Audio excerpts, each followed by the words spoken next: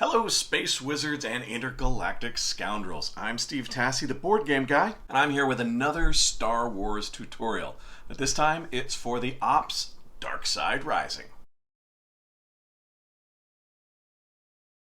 If you've not heard of Darkside Rising, it's a Star Wars re-theme of Thanos Rising, the Avengers-themed co-op card and dice game. Darkside Rising isn't available in North America due to licensing issues, but it is out there in the rest of the world. If you've played Thanos Rising, you know how to play Darkside Rising. The terminology is different, but the rules are identical.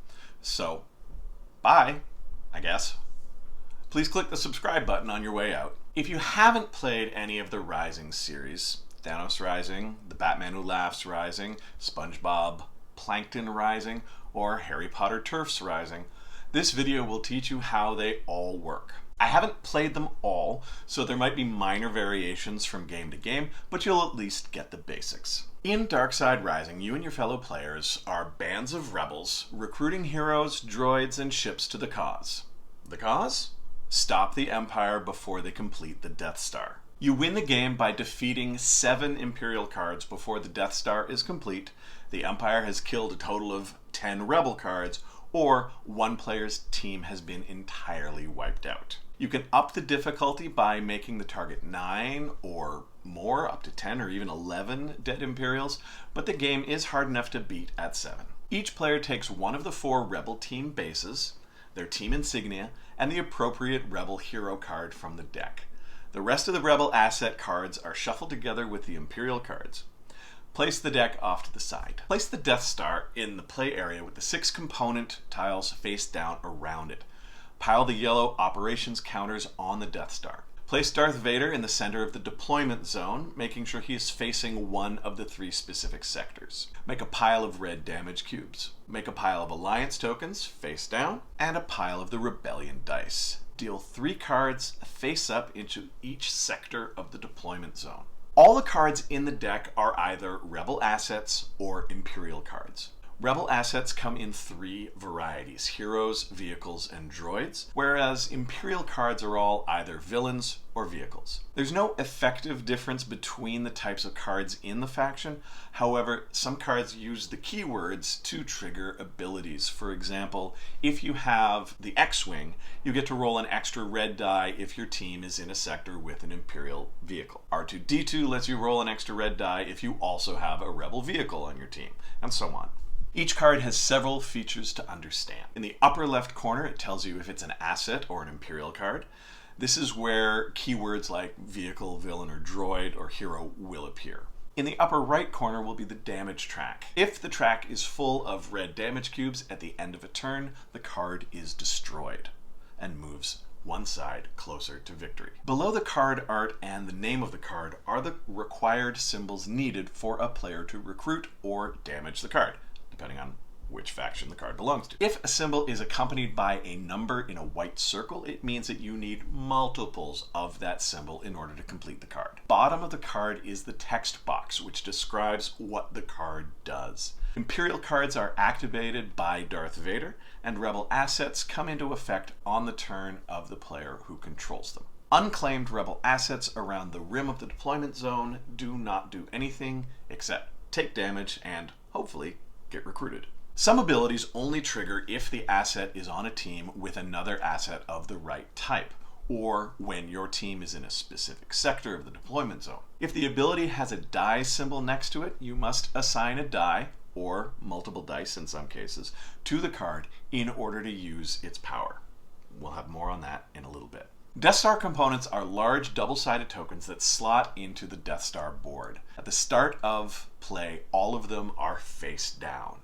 Each one has either 4 or 5 spaces on it that need to be filled with yellow operations counters. If a component's progress bar is full at the end of a player's turn, it is flipped to the completed side, and anytime its color comes up on the Death Star die in the future, that component activates. And that's bad for the Rebels. The ion drive reactor prevents players from drawing or using Alliance tokens. The magnetic shield prevents players from removing damage cubes from Rebel assets. The Super Laser Power Cell adds 1 damage cube to all assets on the active player's team. The Hyperdrive adds a damage cube to each player's least damaged asset. The Hypermatter Reactor adds another operations counter to each component that has the least number of component cubes on it. The Targeting Field Generator immediately removes a damage cube from each Imperial card. Alliance tokens are little boosts that you can use for your own team, or to help another player's team. They are primarily earned for damaging Imperial cards, but some base and asset abilities allow you to draw them as well. Some of them have text effects on them, while others have die symbols, and some others have colored cubes. If you spend a token with a text effect, follow what's written on the token, such as remove 2 damage from 1 rebel, or remove an operations cube from a Death Star component. If you spend a token with a die symbol on it, you may assign that token to a card in the deployment zone just as though it were a die. If assigning multiple tokens or dice at the same time, they must all be assigned to the same card. If you spend a token with a colored cube on it, you get to roll 1 extra die of that color for the remainder of your turn. You can choose to spend this token at any point during your turn, but the earlier you spend it, the longer you benefit from it. You may not use a token on the same turn that you drew it. Now that you know how all the bits work, let's look at the gameplay. On your turn, you will place your team insignia in one of the 3 sectors of the deployment zone. Then you will roll and resolve the 2 Imperial dice, and you will roll and assign your Rebellion dice. Then, after that, you remove your team insignia from the deployment zone, put any dead cards into their respective piles, reveal any completed Death Star components, and if at the end of your turn any of the endgame conditions have been met, the game is over. If both the Rebel and the Imperial victory conditions have occurred, the Rebels get the win. Place your team insignia in the sector that you want to operate in. Your entire team is now there, and therefore vulnerable to attacks from Vader and any Imperial cards that are in the same sector. Roll the 2 Imperial dice.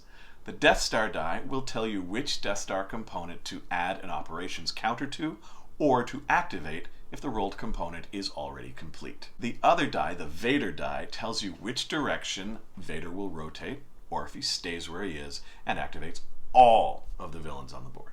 If the Vader die says left, rotate the Vader piece 1 sector to the left. Then Vader does 1 damage to all asset cards in that sector, your team included if that's where your team insignia is. Then any Imperial cards that are in that sector activate. If the Vader die says right, then rotate the Vader piece right and do all of that as well. Damage everyone there, activate any Imperials that are there.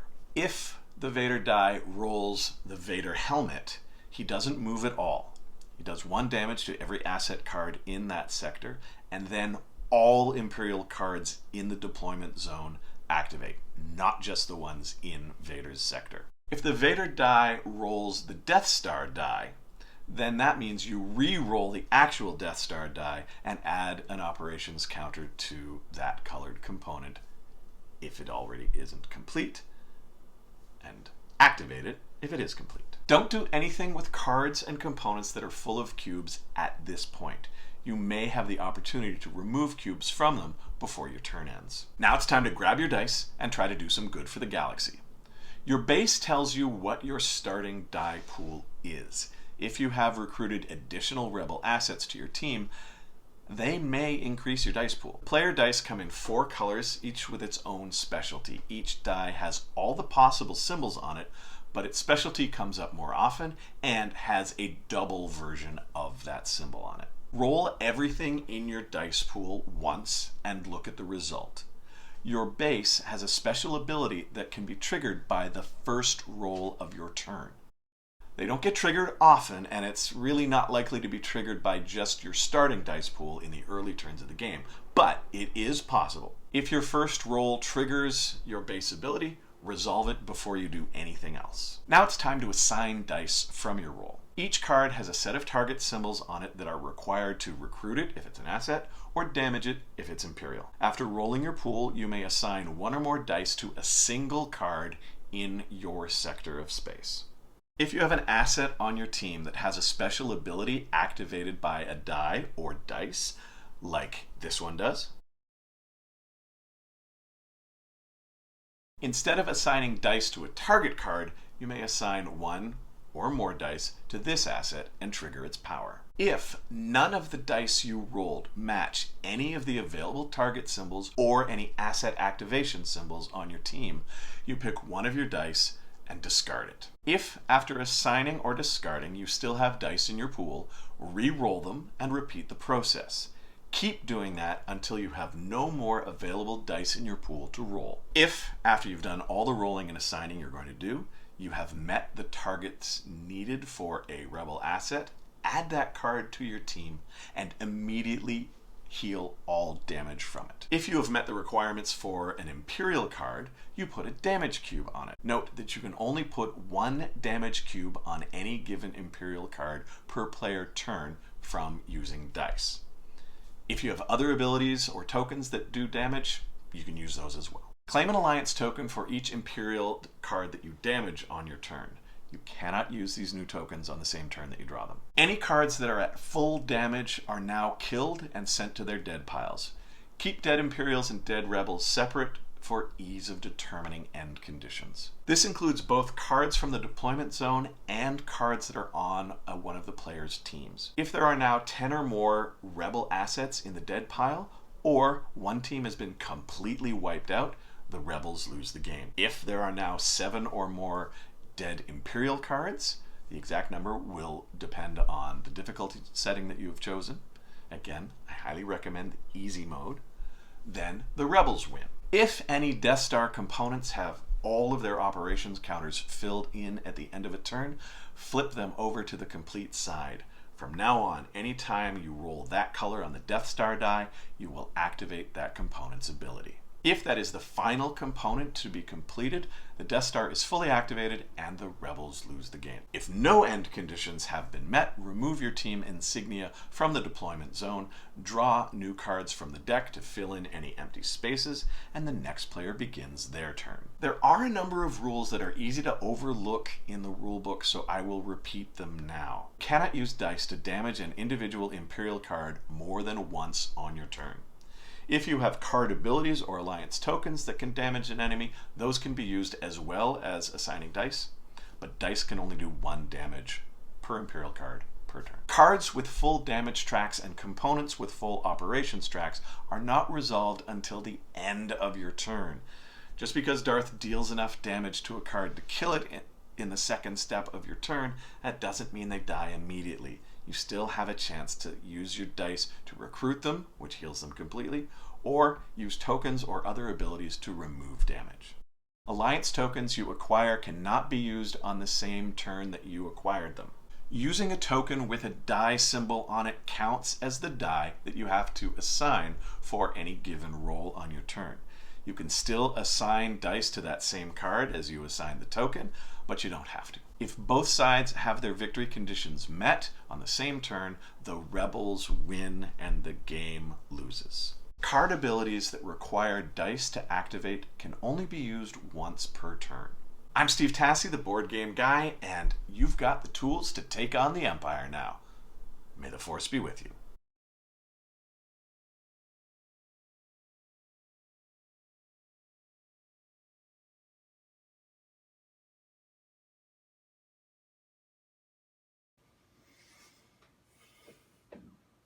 What? You're still here? It's over. Go click on another video or something. But before you do, click on the subscribe button and then go. And, turn out the lights.